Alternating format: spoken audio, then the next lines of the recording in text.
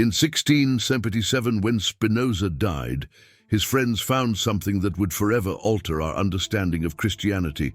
A letter, sealed, never sent, written in 3 different languages, Latin, Hebrew, and Aramaic, as if he wanted absolute certainty that someone, somewhere, would decipher his discovery.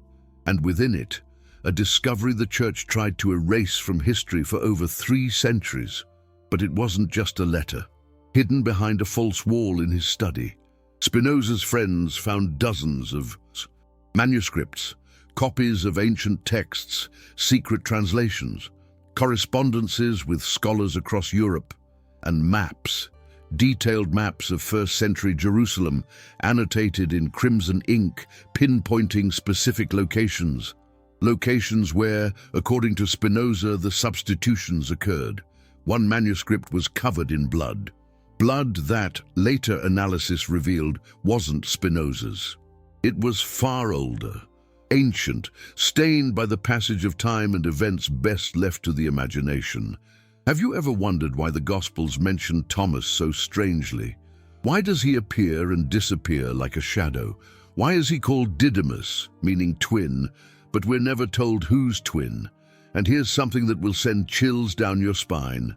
In all the canonical Gospels, Thomas is mentioned exactly 12 times, always at critical moments, always when Jesus is about to face mortal danger. Coincidence? Spinoza didn't believe in coincidences. Even stranger, in 3 of those 12 mentions, Thomas speaks of death. In the Gospel of John, when Jesus decides to return to Judea despite the danger, it's Thomas who says, "Let us also go that we may die with him, not for him, with him." As if he already knew there would be more than one death in that story, and there's more. The manuscripts Spinoza found reveal that Thomas wasn't even his real name. It was a title, an Aramaic word meaning the substitute. Jesus had an identical twin brother whose real name was erased from history. Only the title defining his function remained, the substitute. Baruch Spinoza uncovered the answer, and what he found will make you question everything you thought you knew about the crucifixion. Imagine for a moment Jesus had an identical twin brother, physically indistinguishable, and this brother, Thomas, took Jesus' place at least 3 times during the most crucial events of Christianity. The last time was on the cross. Are you ready to discover who really died that Friday? Let's start with what Spinoza actually found. In his secret manuscripts, the Dutch philosopher documented a 15-year investigation. 15 years immersed in Aramaic texts, Coptic scrolls, and documents the Church declared heretical. Spinoza wasn't a religious man in the traditional sense, but he was obsessed with the truth. And the truth, as he discovered, was hidden right before our eyes. Take the Gospel of John, chapter 20. Thomas says, "Unless I see the nail marks in his hands, I will not believe." And seems normal, right?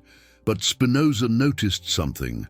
How did Thomas know specifically about the nail marks in the hands? The other disciples didn't mention that detail when they told of the resurrection, unless he already knew, because he was there, not as a spectator, as a substitute. Think with me. If you had an identical twin brother and you knew the Roman soldiers were coming to arrest you, what would you do? Would you let your family suffer? Would you let your mission die with you? Or would you find a way to continue?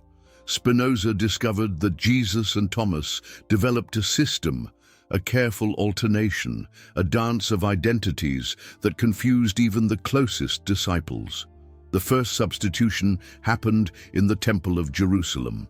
Jesus was debating with the Pharisees, causing an uproar. Crowds were agitated. The temple guards had already been alerted.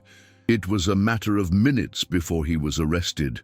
And then something impossible happened.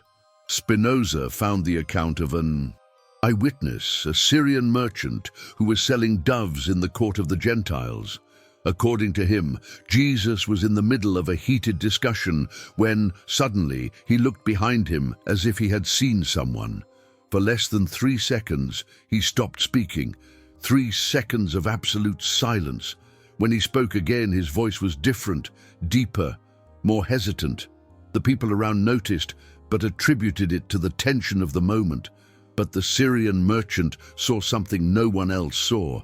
He saw a second figure, identical to the first, slipping through the shadows of the columns, moving with the haste of someone who knows every stone in that place.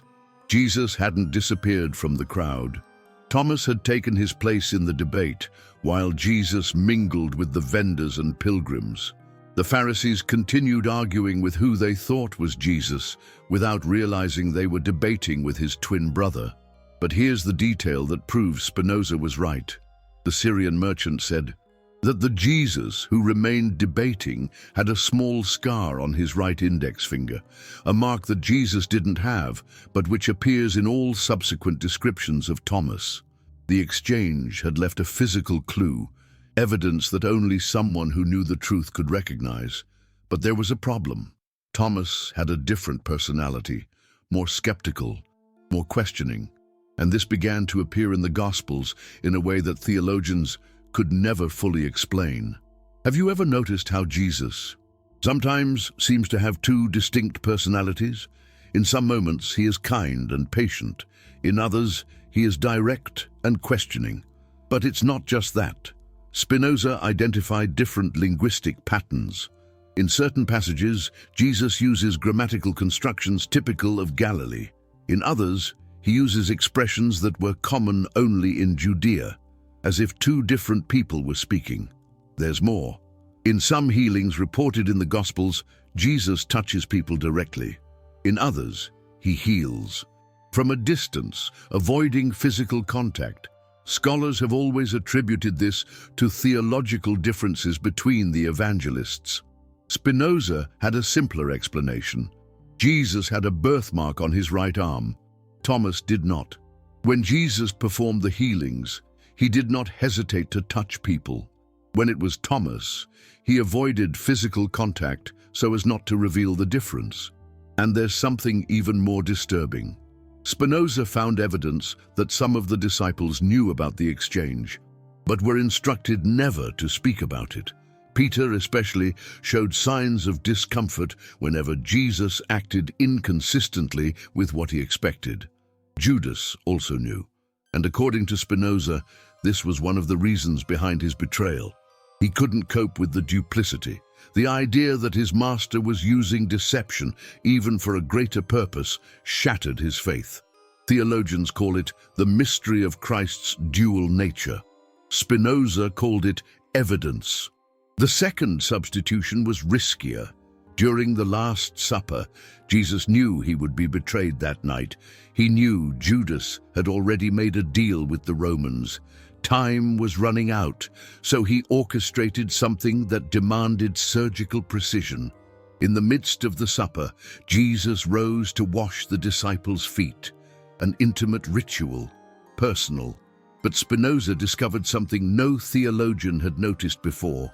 According to the Gospel of John, Jesus washed the feet of all the disciples, but when he reached Judas, he hesitated. "He who is clean needs only to wash his feet," Jesus said. A strange phrase that scholars have never been able to satisfactorily interpret, but Spinoza found the hidden meaning. It was a code. Jesus was telling Thomas it was time for the exchange. He who is clean was a reference to the brother who did not yet bear the weight of what was to come. During the few minutes Jesus washed the disciples' feet, passing behind each of them, Thomas entered the room through a side entrance. When Jesus returned to the table, it was no longer Jesus, it was Thomas. But when he returned to the table, something had changed. Peter noticed first. He didn't say anything, but Spinoza found his letter years later, hidden in the Vatican secret archives. Peter wrote of a strangeness in the air, as if Jesus had returned different, as if a shadow had passed over his countenance, because it wasn't Jesus, it was Thomas, and Thomas already knew what was coming. John also noticed. In his gospel, he writes that Jesus was troubled in spirit after returning to the table. But the original Greek word, etarakta, doesn't just mean was troubled. It means was agitated by external forces, as if something from outside had taken control, because something had, or rather, someone. And Jesus, he was preparing for the hardest part of the plan, Gethsemane, but before that, he needed to watch, hidden in the shadows, as his twin brother broke the bread and said, "This is my body, which is given for you." Imagine Jesus' agony at that moment, watching Thomas promise his own sacrifice, knowing that these words would become literally true in a few hours, and imagine Thomas's courage. Looking at the disciples who had known him for years, maintaining the perfect representation, knowing it was the last time he would be with them as Jesus. Think about the logic behind this. If Jesus knew he would be arrested, why go to Gethsemane to pray? Why not escape? Why not hide? Unless there was a greater purpose, a final exchange that needed to happen far from the eyes of the soldiers. Spinoza discovered manuscripts describing two figures in the garden that night. Two identical silhouettes under the faint moonlight, one praying in agony, the other watching in the shadows. And when the soldiers arrived with Judas, it was the figure watching who surrendered. But here's what Spinoza discovered that changes everything. The exchange in Gethsemane wasn't planned. It was a last-minute decision. Jesus had gone to the garden to pray, yes, but also to say goodbye to Thomas. The original plan was different. Jesus would surrender to the soldiers. Thomas would escape. He would continue the mission after Jesus' death. But when they arrived at Gethsemane, Jesus had an emotional collapse. The pressure of everything that had happened, the imminent betrayal, the weight of leading a movement that could die with him. He began to sweat blood, literally, a rare medical condition caused by extreme stress. Thomas saw his twin brother disintegrate emotionally and made a decision that would change history. According to the manuscript Spinoza found, Thomas held Jesus' face in his hands and said, "I will go. You stay. The world needs you alive, not dead." Jesus protested. He cried. He pleaded with Thomas to reconsider, but Thomas had already decided. And when they heard the soldiers' footsteps approaching, Thomas pushed Jesus behind the olive trees and walked towards the light of the torches. Judas arrived with the Roman soldiers. He looked at the man he thought was Jesus. He gave the kiss of betrayal, and Thomas let himself be arrested without resistance. But here's the detail that proves this version is true. In the Gospel of Mark, when the soldiers arrest Jesus, a young man who was following him flees naked, leaving his sheet behind. Theologians have never been able to explain who this young man was or why he was naked. Spinoza discovered the answer. It was Jesus. He had taken off his clothes to give to Thomas, so that the substitution would be perfect. And when the soldiers took Thomas, Jesus hid among the trees, naked and in shock, watching his twin brother being dragged to his death. Thomas took Jesus' place for the last time, not out of obedience to a plan, but out of pure brotherly love. But here's what Spinoza discovered that changed everything. Thomas didn't do this out of blind sacrifice. He did it because he believed Jesus had a greater mission, a mission that could not die on a Roman cross. And Jesus, he watched his twin brother die in his place, carrying a guilt that would shape the rest of his life. This explains so many inconsistencies in the Gospels. Why did Jesus appear so different after the resurrection that Mary Magdalene didn't recognize him initially? Why did he insist that the disciples not touch him at some times, but allow others to place their hands on his wounds? Why did Thomas, specifically, doubt the resurrection? Think about it. If you died on the cross in your brother's place, and then learned he was alive, what would your first reaction be? Joy, or a complex mixture of relief, guilt, and questioning? Thomas didn't doubt the resurrection because he was inherently skeptical. He doubted because he knew he should be dead. Spinoza found even more disturbing evidence. Letters between the early Christian communities mentioning the silent brother and the one who bore the final burden. Coded references that only made sense if you knew the truth about the substitution. But Spinoza's most shocking discovery came from an unexpected source. A first-century Jewish document listing the sons of Joseph the carpenter. And there, clearly written in Aramaic, Yeshua and Thomas, the twins born on the same day. Twins, born on the same day, physically identical. And if you think about it, it makes perfect sense. Joseph was a carpenter, he had limited resources. Two identical twin sons represented both a blessing and a challenge. They would have grown up sharing everything. Clothes, identities, even responsibilities. It would be natural for them to develop a system of substitution when necessary. But this raises a disturbing question. If Didymus, twin Thomas, died on the cross in Jesus' place, what happened to the body? Why was the tomb empty 3 days later? Spinoza had a theory about that too, a theory he never dared to write down completely, leaving only clues in his manuscripts. Clues that, when assembled, form a devastatingly human picture.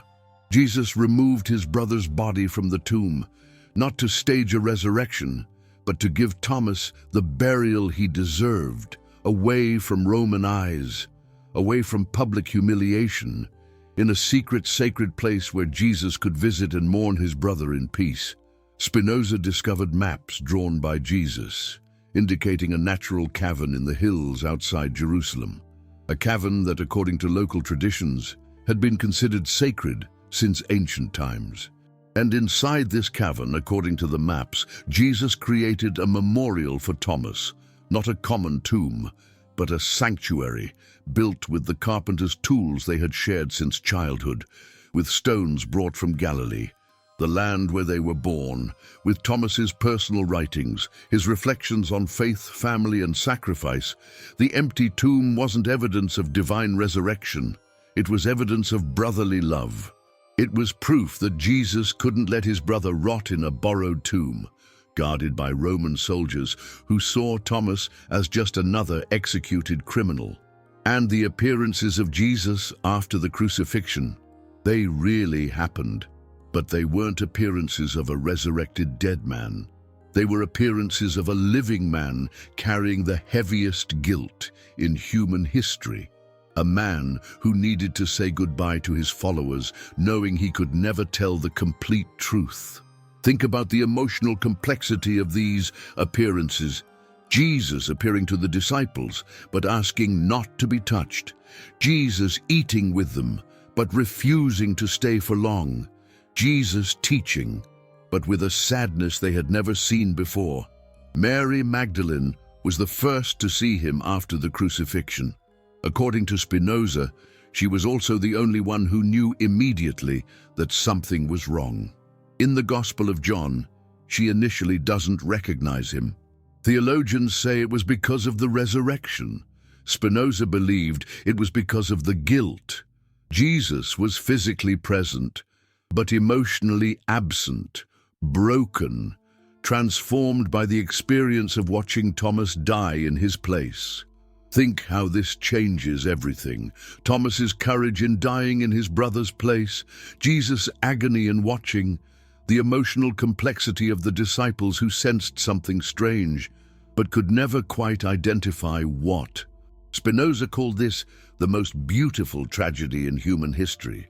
Two brothers who loved humanity so much that one died for the other, and the other carried that guilt forever. But here's what strikes me most about Spinoza's discovery.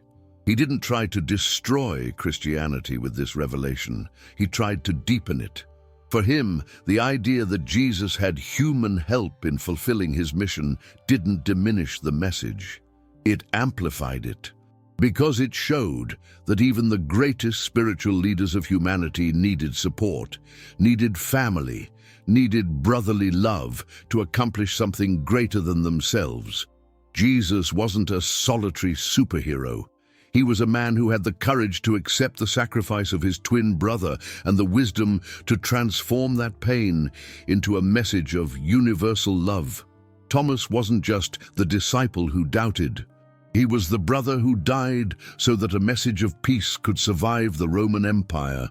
And we, 2,000 years later, are still uncovering layers of this truth that Spinoza found and the Church tried to bury.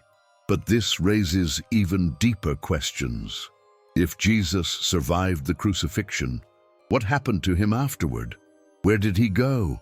How did he live knowing that his brother had died in his place? Spinoza found clues about this too. Clues that point to a journey Jesus took after the events in Jerusalem, a journey that took him far beyond the borders of the Roman world. And perhaps most importantly, how does this discovery change our understanding of faith, sacrifice, and truth? Because if Spinoza was right, then Christianity isn't just the story of a divine man who died and resurrected. It's the story of two human brothers who loved humanity so much that they were willing to switch places to save a message that would change the world. It's the story of Thomas, who had the courage to die for something bigger than himself. And it's the story of Jesus, who had the even greater courage to live with that guilt and transform it into universal love. But Spinoza discovered something more, something about what happened in the years after the crucifixion. Something about where Jesus went and how he lived knowing he should have been the one on the cross. And what he found will completely change your perspective on the early years of Christianity. Spinoza's manuscripts reveal that Jesus didn't disappear after the appearances to the disciples. He embarked on a journey of atonement that led him to the far reaches of the then-known world. But before leaving, he did something that almost destroyed him. He returned to the cavern where he had buried Thomas. Spinoza found Jesus' personal diary, written during the first months after the crucifixion. The pages are stained with tears and blood. Jesus wrote about how he spent hours talking to his brother's body, asking for forgiveness, imploring Thomas to come back, questioning whether he had made the right choice. "It should have been me," he writes repeatedly. "It should have been me on the cross." Thomas had a whole life ahead of him. I had already given my life to the mission. Why did he die in my place? Why did I allow it? But the most devastating are the last pages of the diary. Jesus writes about how he started to see Thomas, not as a hallucination, but as a real presence. Thomas appeared in the cavern during the nights, comforting Jesus, saying he had made the right choice, that he didn't regret it. And it was Thomas, appearing in these visions, who convinced Jesus to leave the cavern and begin his journey of atonement. First, he went north, to the Jewish communities of Syria and Anatolia. There, Spinoza discovered Jesus lived as a common carpenter, working with his hands, building houses, furniture, trying to find peace through the physical labor he had learned from Joseph. But the guilt followed him like a shadow that had Thomas's face. The texts Spinoza found describe a man who would wake up screaming Thomas's name during the night. A man who refused to speak of Jerusalem, a man who shunned crowds, a man who trembled at the sight of a Roman cross, a man haunted by recurring nightmares, nightmares of two bodies on the cross instead of one.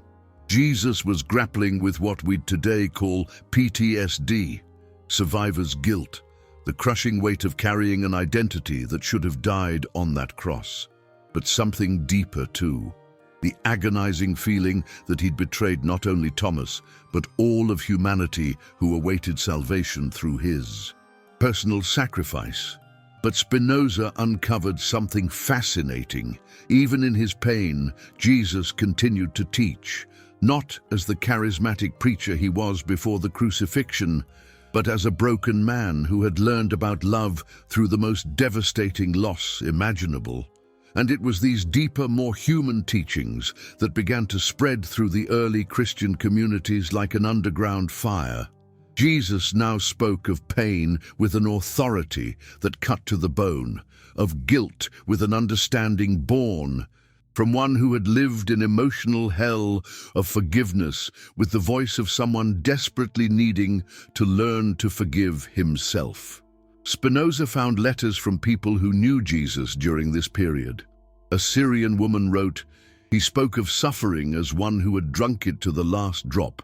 When he said, 'Blessed are those who mourn,' tears streamed down his face. These weren't empty words. It was personal testimony." A merchant from Anatolia recounted, "He built a table for my family.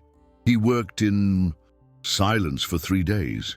In the end, when I asked how much it cost, he said, 'Nothing, but allow me to tell you a story about a brother I loved more than my own life.' He spent the entire night speaking of sacrifice and guilt. By dawn, I was a different man." But the most striking aspect of the account Spinoza found was Jesus' ability to transform his own agony into compassion for others.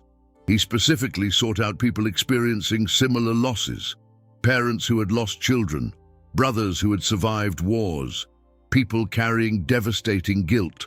And with these people, Jesus spoke not as a master, but as a fellow sufferer. Think about this. Paul of Tarsus. Paul of never met the historical Jesus personally, but he knew people who had been with Jesus after the events in Jerusalem. People who had witnessed a man wrestling with guilt, pain, and redemption in real time. This explains why Paul's letters are so different from the Gospels. Paul wasn't writing about the charismatic Jesus from before the crucifixion.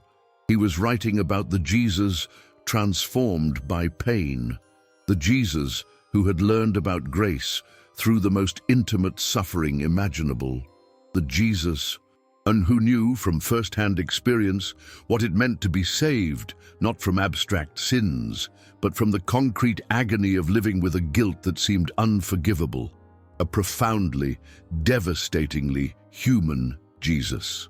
Spinoza found evidence that Jesus spent nearly 10 years on this journey of atonement, 10 years trying to find a way to live with what had happened, and gradually, through encounters with people who had lost loved ones, through nights spent weeping in the cave where he had buried Thomas, through dreams where he spoke with his dead brother, he began to understand something revolutionary. Thomas hadn't died for nothing. He had died so that a message might survive, and Jesus had a sacred obligation to honor that sacrifice by transforming his guilt into wisdom that could save other people from the same agony he was experiencing. That's when he began to write. And here's something that will shock you. Yes, you heard that right. Spinoza discovered that Jesus wrote his own memoirs. Not the Gospels we know, but a personal and agonizing account of everything that had happened, a testament to Thomas's courage, a brutal confession of his own guilt, a devastating reflection on love, sacrifice, and redemption. Spinoza found fragments of this document, pages written in Aramaic with the uneven script of someone writing through tears. Jesus describes the night in Gethsemane with soul-wrenching detail. He writes about how he held Thomas's face and begged him to reconsider, how Thomas smiled and said, "Brother, you were born 7 minutes before me. It's your right to live 7 minutes longer." But the most devastating passages are those where Jesus describes Thomas's final moments on the cross, because Jesus was there, disguised in the crowd, forced to watch his twin brother die slowly, calling out to him in his final moments. Jesus writes, "When Thomas cried out, 'Eli, Eli, lama sabachthani,' I knew he wasn't quoting the Psalms. He was calling to me, 'Yeshua, Yeshua, why have you forsaken me?' But I couldn't answer. I couldn't reveal myself. I could only watch my brother die, thinking I had abandoned him."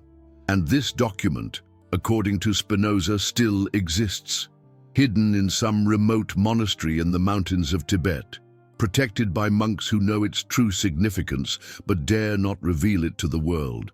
Monks who know that the discovery of this text would change not only Christianity, but humanity's understanding of love, guilt, and redemption.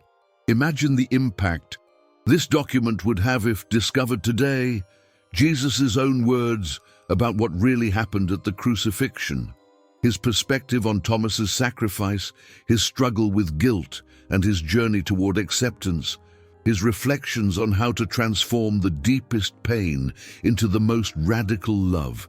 But perhaps more importantly, his reflections on what it means to love someone enough to let them die for you, and what it means to live with that responsibility for the rest of your life, knowing that every breath you take was bought with the blood of the one you loved most. Spinoza believed that this document held the key to understanding the true message of Christianity, not a religion based on the divinity of a man, but a philosophy based on the radical love between human beings, the love of Thomas for Jesus, the love of Jesus for humanity, and the love we can all choose to cultivate when we face our own crosses. But Jesus' journey didn't end with the writing. Spinoza discovered that he eventually reached what we today call India, and the journey there was an odyssey of pain and transformation that lasted nearly 2 years. Jesus traveled the Silk Road, mingling with caravans of merchants. Spinoza found records from Persian merchants describing a strange man who joined the caravans.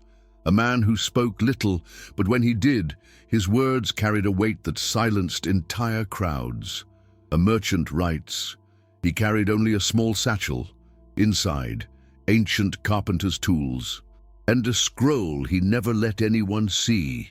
When we asked his name, he hesitated, as if unsure of who he was. During that journey, Jesus faced something that nearly destroyed him: silence. Months of silence in the Hindu Kush mountains. No one to comfort him, no work to distract him, just him, his memories, and the guilt that consumed him like fire. In that silence, Jesus experienced what Spinoza calls the second crucifixion, not physical, but spiritual. He died to himself, to his expectations, to his identity as the Messiah who had failed. And in that spiritual death, he found something unexpected.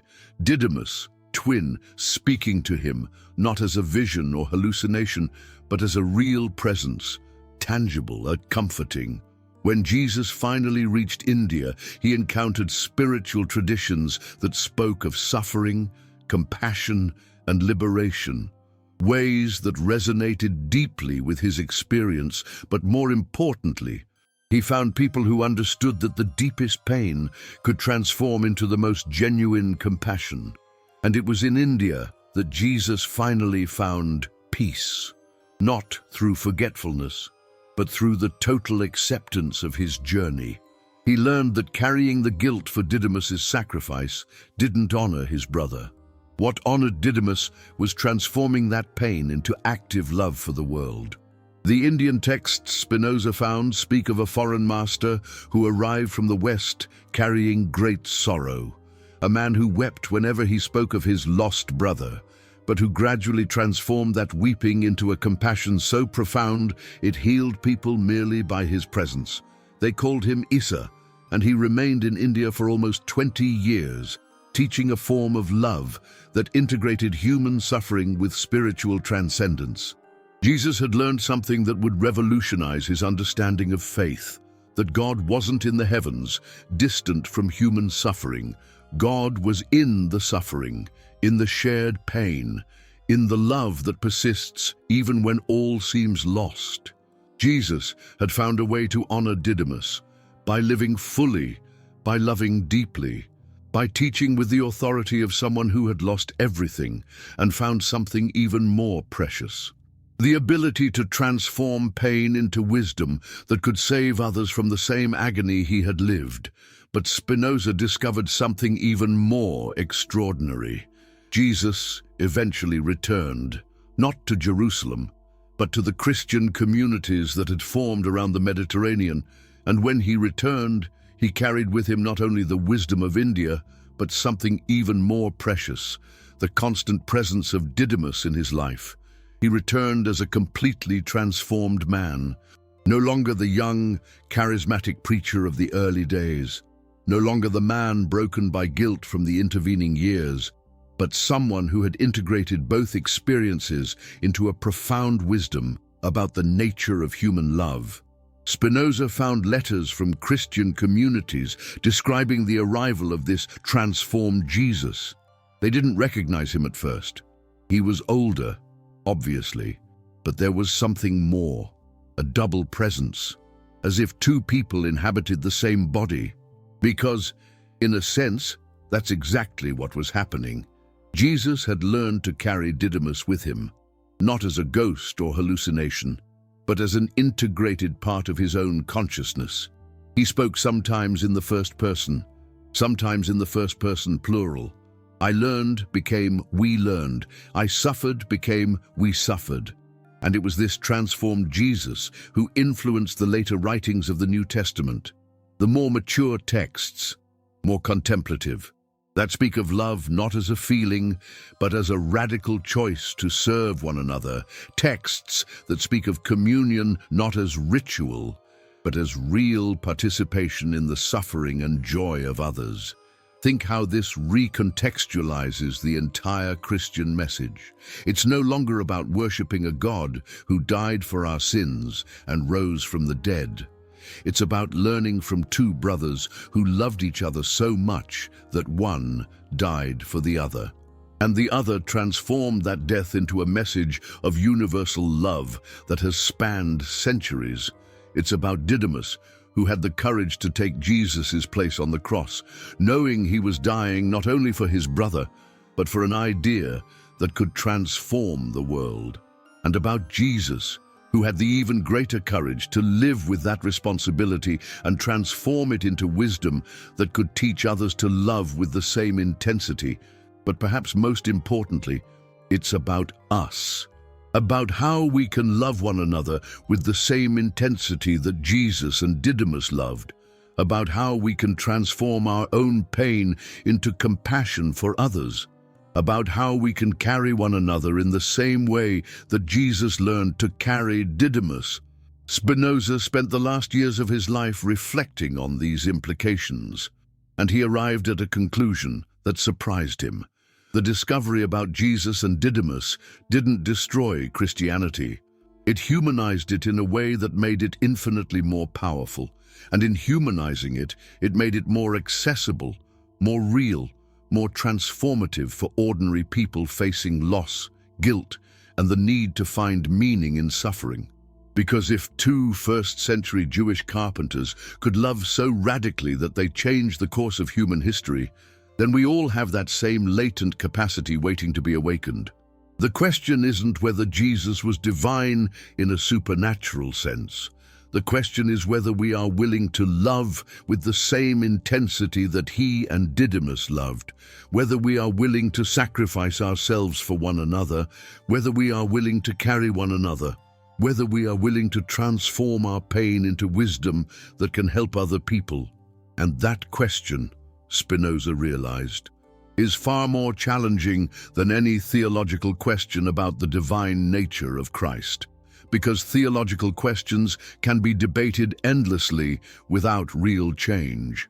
But this question demands a concrete, immediate answer that transforms the way we live. Because answering yes to that question means we have to change the way we love. It means we have to love our brothers, our sisters, our children, our friends, our partners, with an intensity that frightens us. An intensity that makes us vulnerable, an intensity that forces us to place their well-being on the same level as our own. It means we have to be willing to sacrifice ourselves for one another, not necessarily dying on a cross, but living in a way that the well-being of others is as important as our own. It means consistently choosing the collective good over self-interest, even when it costs us dearly. It means bearing the burden of survivors' guilt when we lose loved ones, transforming that guilt into a deeper compassion for those who remain. It means learning, as Jesus learned, that we honor our dead not by carrying guilt eternally, but by transforming that guilt into active love for the living. Spinoza died before publishing these discoveries. Some say he feared the church's reaction. Others, believe the world wasn't ready for this truth, but I believe Spinoza knew something deeper, something he hinted at in his final personal letters. He knew the truth about Jesus, and Thomas didn't need historical proof to be spiritually transformative. Because even if this entire story is a philosophical elaboration, even if it's just a poetic way of exploring questions about love, sacrifice, and redemption, it still teaches us something fundamental about human nature and our potential for transcendence through radical love. Spinoza wrote in his last manuscript, "It doesn't matter if Jesus and Thomas existed exactly as I describe. What matters is if they exist within us, if we are capable of being both the brother who sacrifices and the brother who carries the responsibility of that sacrifice, if we are capable of loving in a way that transcends death." It teaches us that the deepest love sometimes demands sacrifices that seem impossible to make, and even more impossible to accept, that survivor's guilt can be transformed into universal compassion, that two people who love each other deeply can change the world, not through supernatural miracles, but through the brute force of human love, pushed to its absolute limit. And it teaches us that each of us has the capacity to be both Jesus and Thomas, to sacrifice and to bear the responsibility of that sacrifice, to die for love and to live with love, to be the brother who gives himself and the brother who is transformed through that giving. Spinoza's discovery, real or imagined, challenges us with a simple yet revolutionary question. Are we willing to love with that intensity? Are we willing to love our brothers, our sisters, our children, our friends, our partners, with an intensity that completely transforms us, that takes us beyond ourselves, that makes any sacrifice possible? And if we lose someone we love in this way, are we willing to transform our grief into an even greater compassion for those who remain? Are we willing to carry our dead with us, not as ghosts that haunt us, but as presences that inspire us to love even more deeply? That's the true message Spinoza found in the story of Jesus and Thomas. Not a lesson in abstract theology, but a lesson about the human capacity to love in a way that transcends death, time, and all the limitations we think we have. A lesson that challenges us to live not as passive followers of a religion, but as active practitioners of a radical love that can transform the world, one person at a time, one relationship at a time, one act of sacrifice at a time. Because in the end, it doesn't matter exactly who died on the cross that Friday in Jerusalem 2,000 years ago. What matters is whether we are willing to live in a way that honors the kind of love that led someone to willingly occupy that place. The kind of love that transforms grief into wisdom that can heal others, guilt into compassion that can console other sufferers, loss into an even greater capacity to love those who remain with us.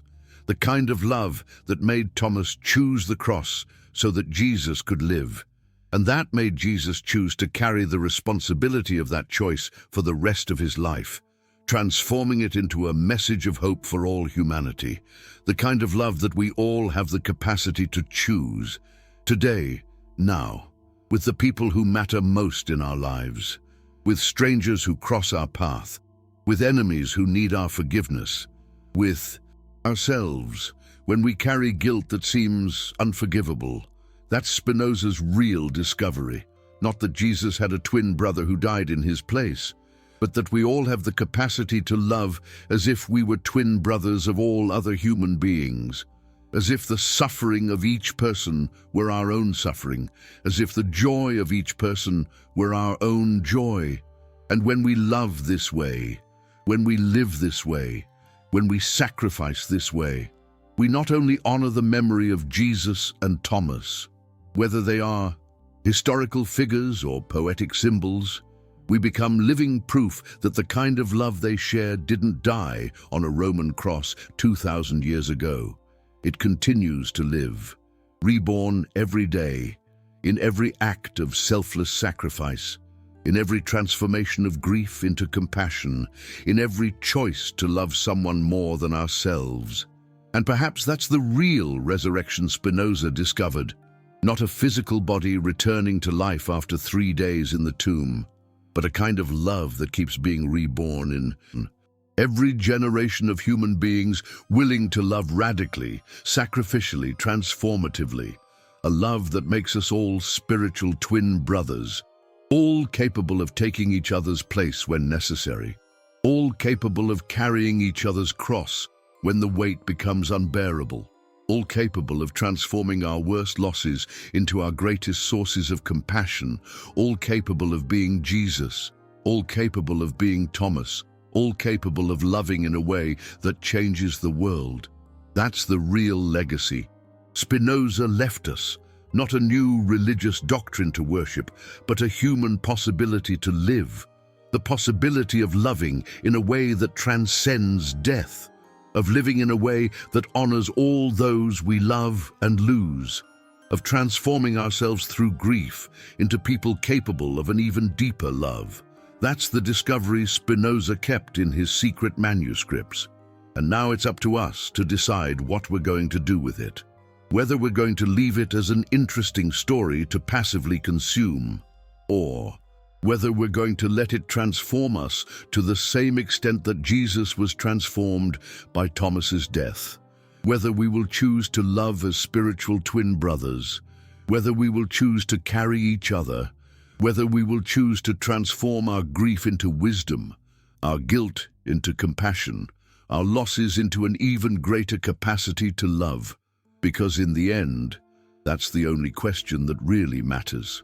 Not whether the story of Jesus and Thomas happened exactly as Spinoza described, but if we are willing to make it happen in our own lives, if we are willing to be twin brothers to one another, willing to die for one another, willing to live for one another, willing to love in a way that transcends everything we thought possible. That is Spinoza's true discovery, and now it is ours. This isn't just about historical documents, faded ink on brittle parchment. This is about a revolution in human understanding, a paradigm shift in how we perceive love, sacrifice, and the very nature of connection. Imagine a world where the bonds between individuals aren't just fleeting conveniences, but the deepest, most enduring truths. A world shaped by the radical empathy and interconnectedness Spinoza revealed. A world forged not in the fires of conquest or dogma, but in the quiet yet powerful flames of understanding. Think of the implications. This isn't simply a re-evaluation of history. It's a re-evaluation of humanity. It challenges everything we thought we knew about the past, about religion, about ourselves. Spinoza's revelations, found nestled within those ancient texts, those Coptic scrolls, those meticulously detailed maps of Jerusalem, they offer a profound challenge, a call to action. Are we prepared to embrace such a radical shift in perspective, to question everything we hold dear, to confront the uncomfortable truths hidden beneath the surface of our shared history? The manuscripts suggest a conspiracy of silence, spanning centuries, a deliberate obfuscation of truth. But Spinoza, through his relentless pursuit of knowledge, uncovered this clandestine plot. He dared to challenge the established narratives. He risked everything to expose the hidden realities. And now, we stand at a similar crossroads. Will we follow in his footsteps? Will we dare to question the authority, the dogma, the lies that have shaped our understanding of the world for so long? Or will we remain complicit, allowing the shadows of the past to continue to obscure the truth? The choice, ultimately, is ours.